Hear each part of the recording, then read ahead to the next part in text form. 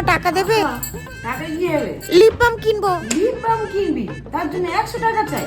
দাঁড়া, এই নে বোরোলিন। বোরোলিন? হ্যাঁ, ঠোঁট ফাটার জন্য শীতকালে আবার লিপ বাম কিনতে হবে কেন? এই নে।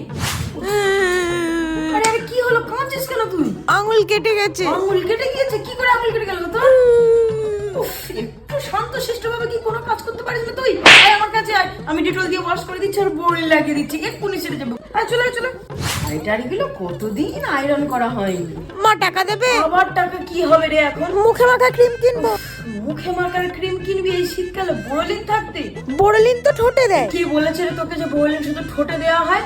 দাঁড়া, এই নে মানা বোরোলিন আলট্রা সফট।